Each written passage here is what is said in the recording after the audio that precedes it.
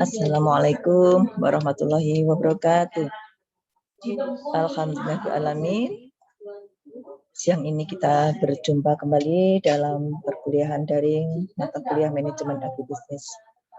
Yang pada siang hari ini kita akan membahas tentang konsep pemasaran sebagai salah satu materi yang harus dipelajari sebelum kita membahas lebih lanjut tentang manajemen pemasaran. Masih dalam suasana Idul Fitri, maka izinkan saya untuk menyampaikan selamat Idul Fitri. Minal aizin wal faizin, mohon maaf lahir batin. Baiklah, semoga tetap semangat dan tetap mengikuti paparan dari materi hari ini. Pada hari ini ada 3 pokok bahasan yang akan saya sampaikan. Bahasan yang pertama adalah tentang konsep pemasaran, yang kedua konsep inti pasar, dan yang ketiga adalah kepuasan pelanggan. Apakah sebenarnya yang dimaksud dengan konsep pemasaran? Di dalam memasarkan suatu produk, masalah pemasaran itu merupakan faktor yang penting untuk mencapai sukses sebuah usaha, di mana setiap perusahaan melakukan kegiatan usaha untuk mendapatkan tujuan yang utama, yaitu memperoleh laba yang sebesar-besarnya. Nah, salah satu cara untuk mendapatkan laba ini adalah dengan melakukan kegiatan pemasaran. Oleh karena itu, sangatlah penting untuk mengetahui bagaimana cara dan falsafah di dalam memasarkan suatu produk, agar kegiatan pemasaran yang dilakukan oleh perusahaan itu dapat mendapatkan respon yang baik dari konsumen, yaitu konsumen mau membeli produk dan loyal terhadap produk. Nah, beberapa cara dan falsafah di dalam memasarkan produk inilah yang kemudian lebih populer dikenal dengan istilah konsep pemasaran. Jadi, yang dimaksud dengan konsep pemasaran adalah falsafah bisnis yang menyatakan bahwa pemuasan kebutuhan konsumen itu merupakan syarat ekonomis dan sosial bagi kelangsungan hidup perusahaan. Adapun tujuan dari konsep pemasaran itu sendiri adalah memberikan kepuasan terhadap keinginan dan kebutuhan konsumen.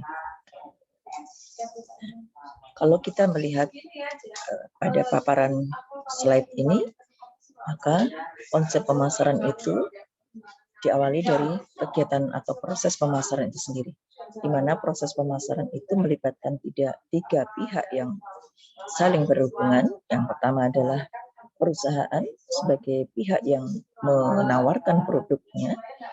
Yang kedua adalah konsumen, yaitu pihak yang akan membeli produk yang ditawarkan perusahaan. Dan yang ketiga adalah masyarakat, yang juga merupakan kelompok lebih besar dari konsumen dan juga akan mendapatkan manfaat dari produk yang ditawarkan oleh perusahaan tersebut. Dan berdasarkan proses pemasaran tersebut, maka konsep pemasaran itu sendiri dibedakan menjadi 5 konsep, yaitu yang pertama adalah konsep produksi, konsep produk, konsep penjualan, konsep pemasaran, dan konsep pemasaran sosial. Di mana masing-masing konsep pemasaran dari 5 konsep ini memiliki falsafah dan cara yang berbeda di dalam memasarkan produknya. Marilah kita lihat masing-masing rinciannya. Apakah yang dimaksud dengan konsep produksi? Pemasaran yang dengan menggunakan konsep produksi ini adalah berlandaskan pada pemikiran bahwa konsumen itu menyukai produk yang tersedia di mana-mana sehingga mudah didapatkan dan harganya murah. Jadi orientasi perusahaan di dalam membuat produk harusnya mempertimbangkan apa yang disukai oleh konsumen ini. Mudah didapat, harganya murah. Maka tugas manajemen pemasaran adalah bagaimana untuk meningkatkan efisiensi produksinya dan distribusinya sehingga konsumen akan mudah mendapatkan produknya dan harganya murah. Konsep ini berbeda dengan konsep yang kedua yang kita sebut dengan konsep produk, di mana di dalam konsep produk ini berlandaskan pada pemikiran bahwa konsumen itu lebih menyukai produk dengan kualitas yang terbaik, mempunyai penampilan atau performance produk yang menarik, dan menjanjikan fitur-fitur atau keistimewaan yang menonjol yang membuat produk tersebut lebih menarik untuk dibeli oleh konsumen. Nah, sebagai konsekuensi dengan kondisi konsumen yang demikian, maka perusahaan memiliki tugas untuk senantiasa memperbaiki produk secara terus-menerus. Nah, konsep produk ini akan berhasil dengan syarat bahwa konsumen membeli produk tidak sekedar hanya untuk memenuhi kebutuhannya, tapi juga untuk memenuhi dan memuaskan keinginan-keinginan akan hal-hal lain. Seperti misalnya dengan melihat fitur dan keistimewaan yang menonjol itu, maka konsumen akan menjadi lebih puas, bukan hanya sekedar fungsinya. Kemudian syarat yang kedua, bahwa perhatian konsumen itu terletak pada kualitas produknya. Yang ketiga, konsumen mengetahui bahwa kualitas dan perbedaan produk tersebut dengan barang yang lain. Yang keempat, konsumen bersedia membayar pada harga yang layak sesuai dengan kualitas barang yang dinikmatinya. Kemudian untuk konsep pemasaran yang ketiga yang kita kenal dengan konsep penjualan, di mana dasar dari pemikiran konsep penjualan ini adalah bahwa konsumen tidak akan membeli produk kecuali produsen mengupayakan kegiatan promosi dan penjualan yang agresif. Nah, dengan promosi dan penjualan yang agresif inilah yang akan menggugah minat konsumen untuk mau membeli. Maka orientasi penjualan ini sebetulnya adalah mementingkan volume penjualan dibandingkan kepuasan pelanggan.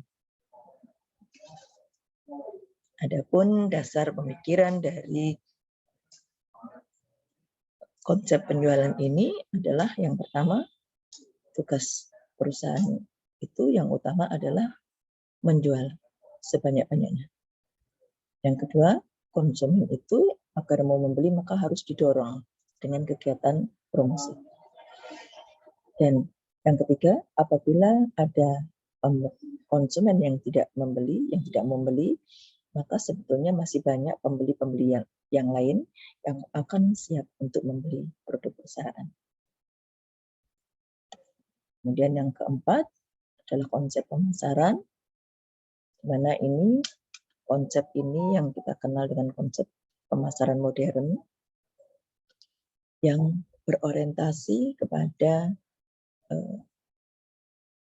pemikiran bahwa kunci keberhasilan perusahaan di dalam menjual produk itu adalah terletak pada bagaimana penentuan kebutuhan dan keinginan pasar sasaran yang kita sebut dengan target market, serta pemberian kepuasan konsumen yang lebih baik daripada pesaing.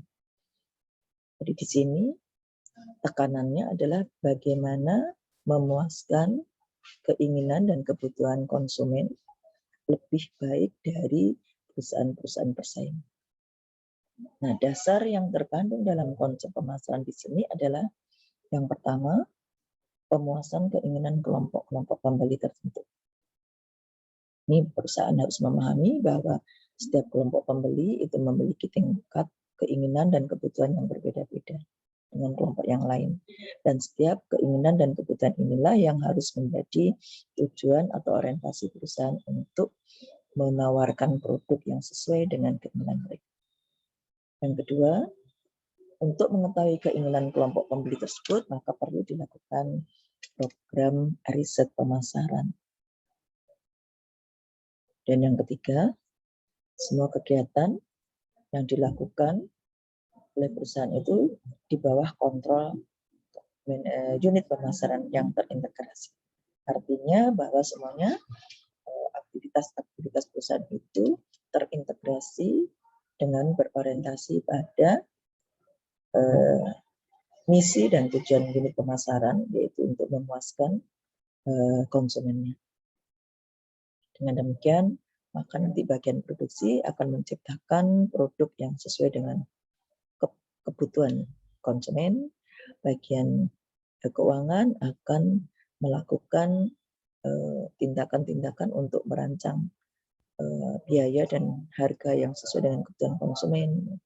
Bagian distribusi akan merancang kegiatan distribusi yang sesuai dengan kondisi dan keinginan konsumen, dan bahkan kegiatan promosi pun akan dilakukan sesuai dengan kelompok-kelompok pembeli tersebut.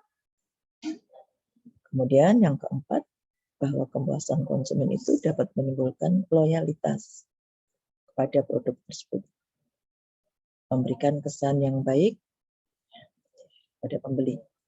Nah, konsumen yang loyal inilah yang akan menjadi target dari kegiatan pemasaran dengan menggunakan konsep pemasaran ini, di mana konsumen yang loyal akan terus-menerus membeli, dan inilah yang akan mendukung eksistensi perusahaan dalam jangka waktu yang panjang, karena produknya terus dibeli oleh konsumen.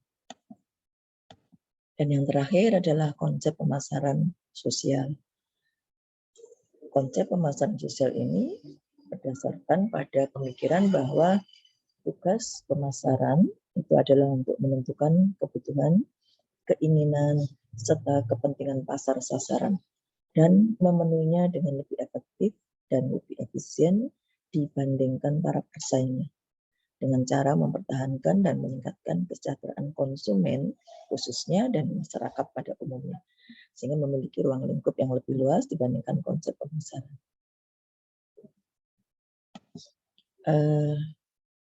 Pada masa akhir-akhir ini, di mana tidak dalam era globalisasi ini, konsep pemasaran sudah berkembang, bukan hanya pemasaran secara lokal atau domestik atau regional, tapi sekarang sudah mengarah pada pemasaran global, di mana pemasaran global ini adalah fokus pada penggunaan sumber daya berupa manusia, uang, aset fisik, dan tujuan-tujuan dari organisasi untuk memperoleh kesempatan dan menanggapi ancaman pasar secara global.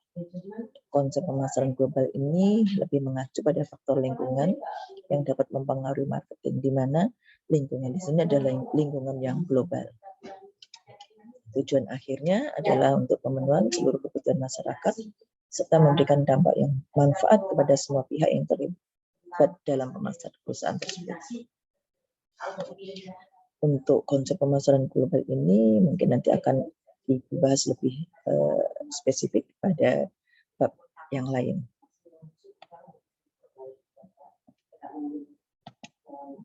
Pada slide ini bisa diperhatikan beberapa perbandingan konsep-konsep pemasaran yang telah dibahas tadi. Di sini terlihat bahwa pada konsep produksi itu orientasinya adalah produk, ya, orientasi kepada produk saja. Memang semuanya bertujuan untuk mendapatkan laba. Laba itu dicapai dengan cara melakukan efisiensi produksi. Sedangkan konsep pemasaran produk itu prosedur dan alatnya adalah melakukan pengembangan produk, sasarannya sama dengan laba yang diperoleh dari menjual produk. Sedangkan penjualan itu aktivitas atau prosedur dan alatnya adalah promosi dan penjualan. Sasarannya adalah laba melalui volume penjualan yang sebanyak-banyaknya. Perhatiannya tetap pada produk. Baru pada tahap konsep pemasaran yang keempat, yang kita kenal dengan konsep pemasaran, maka di sini prosedur dan Alatnya adalah dengan melakukan pemasaran secara terintegrasi. Sasarannya adalah laba melalui kepuasan konsumen, sehingga akan menimbulkan loyalitas pada konsumen dan akan terus-menerus membeli produk perusahaan. Nah, perhatian atau orientasi utamanya adalah pada kebutuhan konsumen. Yang terakhir adalah konsep pemasaran sosial, di mana di sini adalah prosedur dan alatnya adalah melakukan manajemen strategik. Kemudian sasarannya adalah manfaat yang diperoleh dari stakeholder, yaitu pihak-pihak yang terlibat tadi, baik perusahaan, masyarakat maupun konsumen, semuanya mendapatkan manfaat. Perhatiannya adalah lingkungan yang lebih luas, bukan sekedar kebutuhan konsumen, tapi adalah manfaat yang diperoleh oleh lingkungan di sekitar perusahaan tersebut. Baiklah, kita beranjak pada konsep inti pasar. Mempelajari manajemen pemasaran harus terlebih dahulu memahami apa yang dimaksud dengan konsep inti pasar. Ada 5 konsep inti pasar yang harus dipahami sebelum perusahaan menyusun strategi pemasaran lebih lanjut. Yang pertama adalah kebutuhan, keinginan, dan permintaan. Yang kedua adalah penawaran pasar, yaitu produk, jasa, dan pengalaman. Yang ketiga, nilai, biaya, dan kepuasan. Yang keempat, pertukaran, transaksi, dan hubungan. Dan yang kelima adalah pasar. Apakah yang dimaksud dengan kebutuhan, keinginan, dan permintaan? 3 hal ini sangat berkaitan. Kebutuhan adalah bawaan dasar setiap manusia, di mana setiap manusia memiliki kebutuhan. Yang paling dasar, kita bisa mereview kembali teorinya Abraham Maslow tentang 5 kebutuhan dasar manusia, mulai dari kebutuhan fisik, rasa aman, kebutuhan sosial, kebutuhan prestisi, dan kebutuhan untuk achievement. Nah, setiap kebutuhan inilah akan memunculkan hasrat-hasrat atau keinginan. Kebutuhan ini tidak dapat direkayasa, tetapi muncul dari dalam diri manusia yang bersifat internal.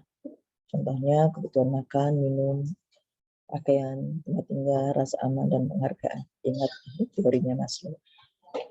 Nah, dari kebutuhan ini akan menghasilkan keinginan untuk memenuhi kebutuhan itu. Yang kita sebut dengan hasrat untuk memuaskan kebutuhannya. Kalau pada kebutuhan itu orang butuh makan, maka pada keinginan ini orang butuh makan yang enak. Orang menginginkan berpakaian yang baik dan sebagainya. Nah, berdasarkan keinginan-keinginan inilah kemudian maka manusia akan berusaha memenuhi kebutuhan itu sehingga menimbulkan permintaan.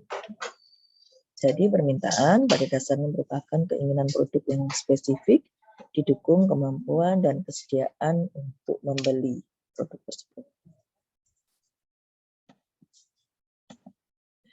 Kemudian apa yang dimaksud dengan produk? Di dalam teori ekonomi kita mengenal ada produk dan jasa.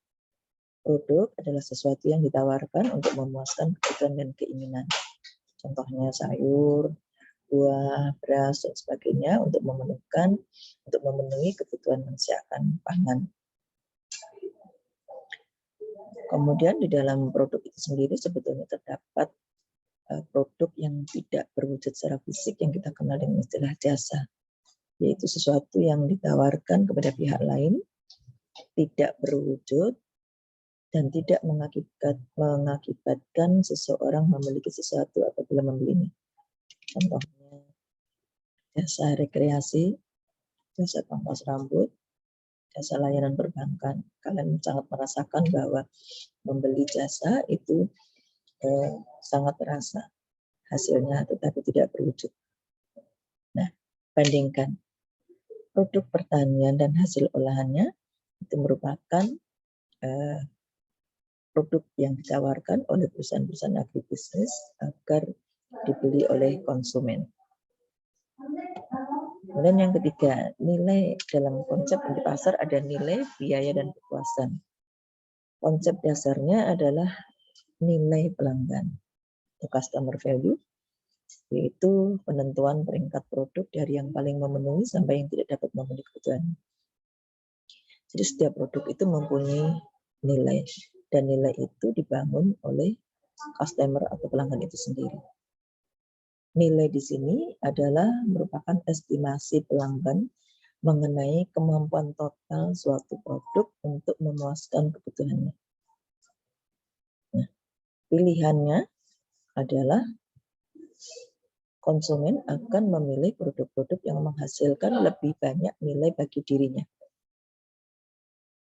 Misalnya biaya untuk memperolehnya yang lebih murah, ya, dan pemilikannya bisa dimiliki dengan biaya yang lebih murah, penggunaannya yang lebih memuaskan kebutuhannya. Ya. Oleh karena itu di sini konsumen akan memilih produk-produk yang bisa memenuhi dan memuaskan kebutuhan tersebut. Tentu sesuai dengan kondisi yang ada dalam konsumen tersebut, kemampuan atau daya belinya, ya, dan seleranya, dan kemudian konsep inti pasar yang keempat adalah harus ada pertukaran, transaksi, dan hubungan. Terdapat dua pihak yang melakukan pertukaran, di mana setiap pihak memiliki sesuatu yang bernilai bagi pihak lain. Oleh karena itu, mereka akan berkomunikasi dan melakukan transaksi penyerahan barang dan uang. Di sini, dua pihak memiliki kebebasan untuk menerima maupun menolak penawaran. Tetapi di antara keduanya itu ada keinginan untuk melakukan pertukaran. Jika kedua belah pihak telah sepakat, berarti akan terjadi transaksi. Nah, transaksi ini merupakan dasar dari kegiatan pertukaran. Disebut sifat pemasaran transaksi. Nah, transaksi ini merupakan dasar dari bagian dari kegiatan relationship marketing. Jadi, pertukaran adalah cara untuk memperoleh produk atau jasa dengan menawarkan sesuatu sebagai gantinya. Dan yang terakhir adalah pasar. Pasar adalah tempat di mana terjadi pertemuan antara penjual dan pembeli, sehingga terjadi kegiatan pertukaran dan transaksi. Kita mengenal ada 5 tingkat pasar.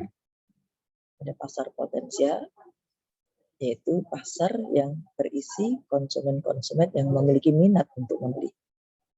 Kemudian ini meningkat lagi menjadi pasar yang tersedia, yaitu pasar yang selain memiliki minat, juga mereka memiliki penghasilan dan akses sehingga bisa membeli.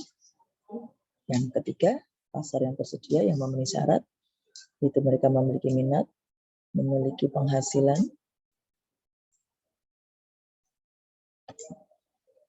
memiliki akses, dan kualifikasi. Ini belum menjadi target pasar.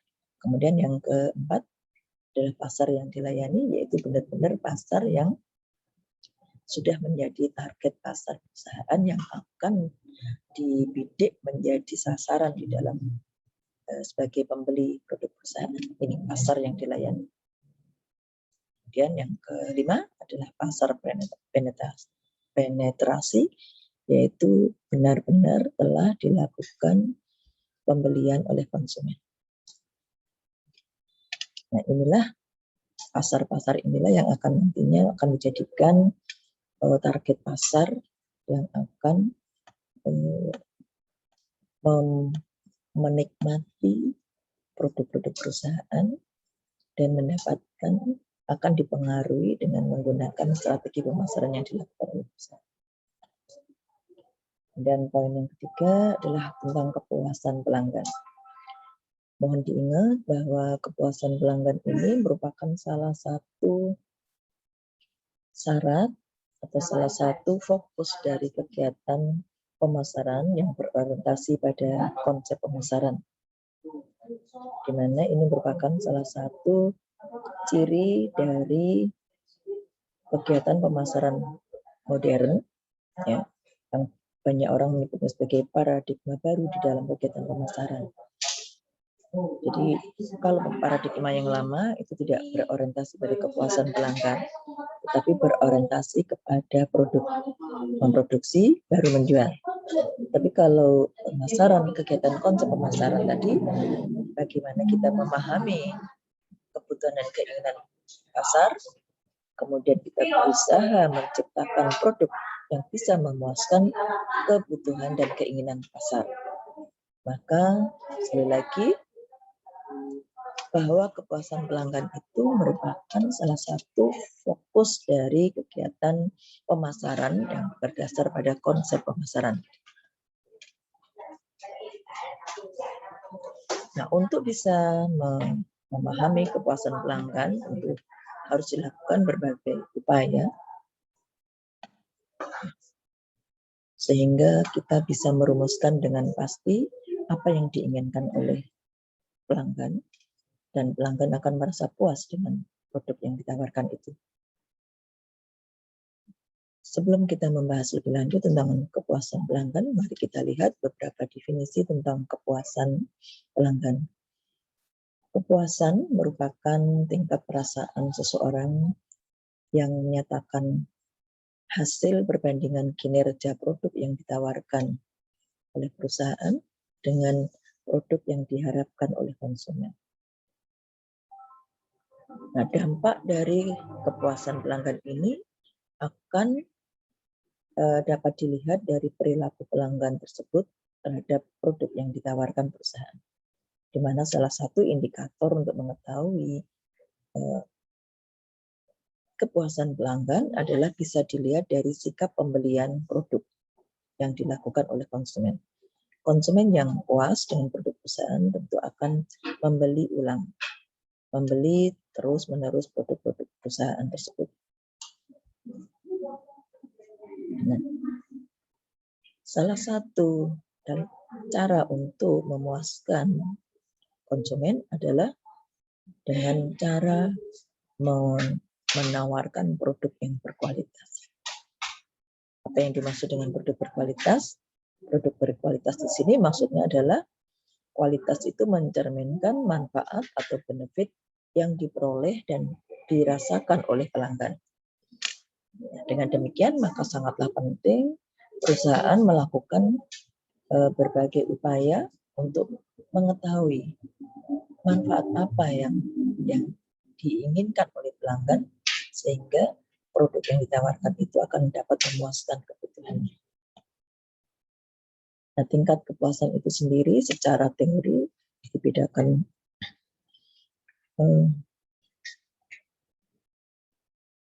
bisa dilihat bagaimana tingkat kepuasan pelanggan itu. Perusahaan memiliki tujuan untuk menawarkan produk di mana produk ini akan mempunyai nilai ya, di mata pelanggan. Nah, sedangkan dari sisi pelanggan itu mempunyai keinginan dan kebutuhan, sehingga muncullah harapan-harapan untuk terpenuhinya keinginan kebutuhan itu, sehingga maka akan bertemu nilai produk yang ditawarkan oleh perusahaan itu sesuai dengan harapan yang diinginkan oleh konsumen.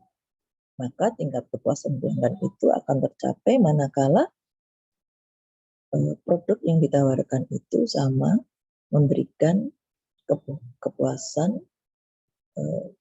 yang sama, memberikan kepuasan yang sama dengan harapan yang dimiliki oleh pelanggan. Ini bisa nomor 2 ya, kita lihat bahwa service quality dari produk yang ditawarkan perusahaan itu sama dengan ekspektasi. Jadi intinya kepuasan pelanggan itu adalah perbandingan antara nilai produk yang ditawarkan perusahaan dengan harapan yang dimiliki oleh konsumen tentang manfaat dari suatu produk. Nah, kepuasan pelanggan itu sendiri dibedakan menjadi 2, yaitu kepuasan secara fungsional yang diperoleh melalui fungsi produk yang ada dalam produk tersebut, dan yang kedua adalah kepuasan psikologikal, yaitu yang diperoleh dari atribut-atribut yang tidak berwujud di dalam produk tersebut.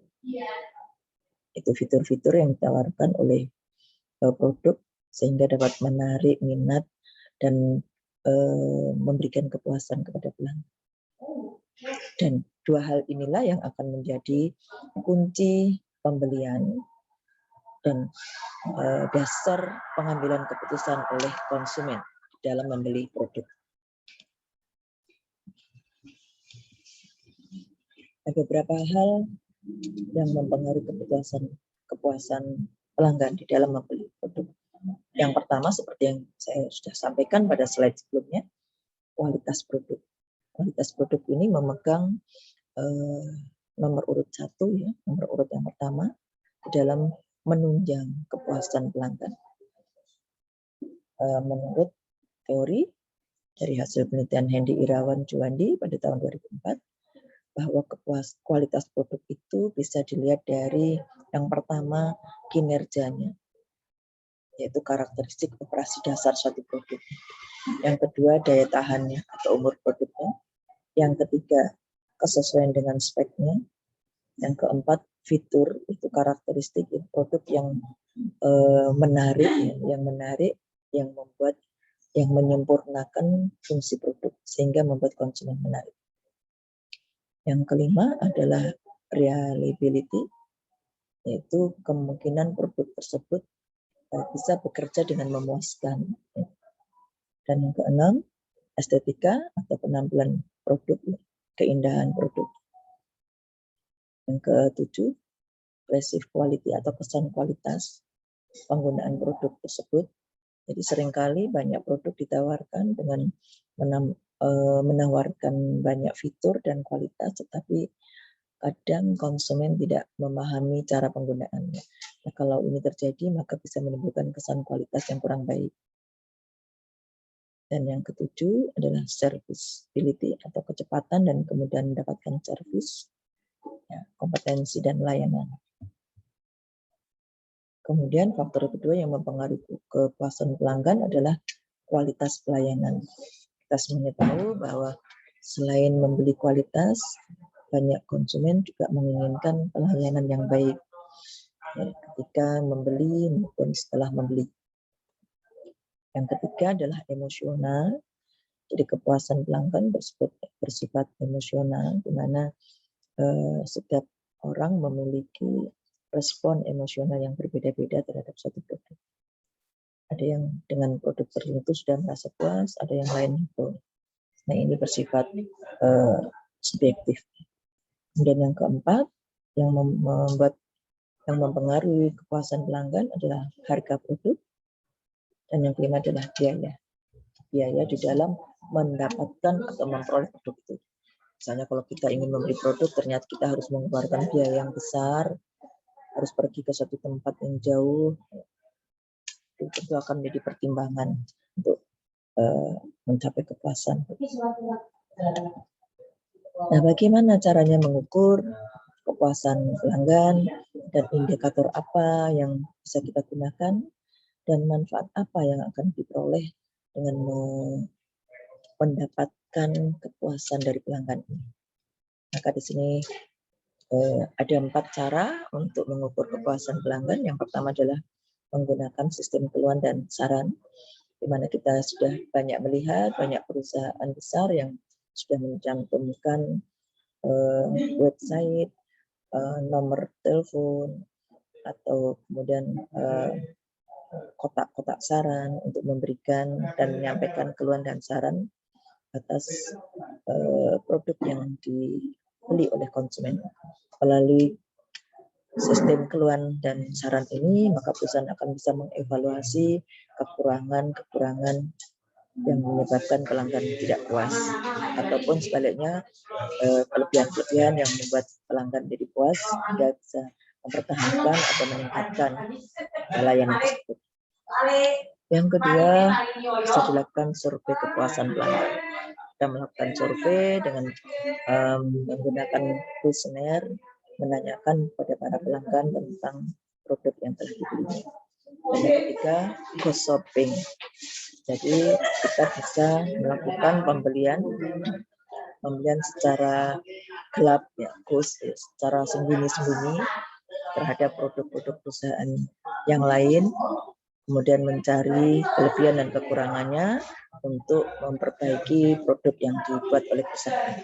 Dan yang terakhir, menggunakan loss customer analysis, yaitu kita menganalisis pelanggan-pelanggan yang sudah tidak membeli lagi.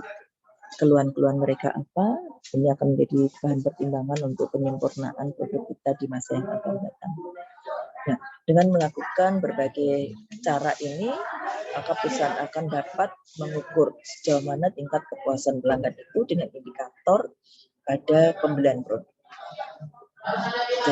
Dengan catatan, pelanggan yang puas pasti akan membeli ulang, dan pelanggan yang tidak puas akan tidak melakukan pembelian ulang. Dengan mengetahui kepuasan pelanggan ini, maka akan dapat diperoleh beberapa manfaat yang secara umum dibedakan menjadi dua, yaitu yang pertama adalah loyalitas pelanggan. Pelanggan yang loyal tentu akan terus dan terus kembali untuk membeli produk perusahaan. Dan yang kedua adalah kepuasan pelanggan ini biasanya akan menjadi alat promosi yang gratis, karena mereka akan berbicara dari mulut ke mulut, menyampaikan dari teman ke teman, keluarga, dan sebagainya, sehingga akan semakin banyak orang yang tahu tentang produk perusahaan tanpa harus mengeluarkan biaya promosi.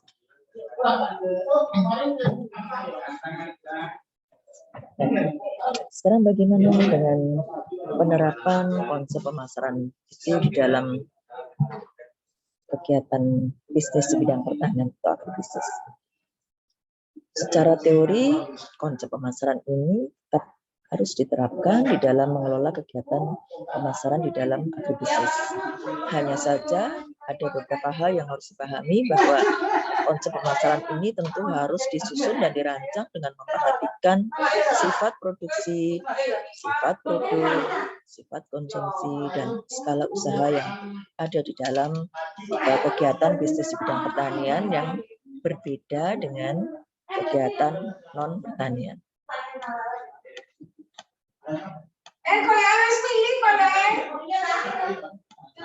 Di mana produk-produk pertanian itu memiliki sifat yang mudah busuk, mudah rusak, volumenya besar dibandingkan nilainya, dan mutunya tidak seragam. Kemudian sifat produksinya musiman dan hanya bisa dilakukan di daerah-daerah tertentu yang kita sebut dengan sentra produksi, dan sebagian besar dilakukan dalam skala usaha yang kecil, walaupun ada juga yang dilakukan dalam skala menengah dan besar, terutama untuk industri ya. Dan produsennya sangat banyak sekali. Kemudian sifat konsumsinya sepanjang waktu dan terpencar berada pada jarak yang jauh antara produsen dan konsumen, sehingga memerlukan strategi distribusi yang berbeda dengan produk-produk yang lain. Dan skala usahanya mulai dari kecil, sedang, dan besar. Demikianlah pemaparan tentang konsep pemasaran, dan sebagai tugas untuk menambahkan pemahaman mahasiswa terhadap konsep pemasaran ini, maka mahasiswa diminta untuk mereview jurnal yang telah Ibu sampaikan dalam RPS online dan juga PPT ini, dengan ketentuan setiap mahasiswa membuat satu tugas, di mana mahasiswa dengan NPM ganjil akan mereview jurnal nomor 1 dan NPM genap mereview jurnal nomor 2. Review dibuat dalam bentuk PPT maksimal 5 slide yang bersuara, ya, dikumpulkan 1 minggu setelah perkuliahan ke link tugas yang telah tercantum dalam PP ini. Demikian, untuk mempelajari lebih jelas lagi beberapa pustaka Ibu cantumkan di sini. Kalian bisa memperdalam materi ini pada pustaka yang telah dicantumkan. Untuk pertanyaan-pertanyaan, kalian bisa sampaikan pada grup WA yang telah kita bentuk. Sampai di sini, selamat belajar dan selamat mengerjakan tugasnya. Materi ini bisa di-download di RPS Online. Assalamualaikum warahmatullahi wabarakatuh.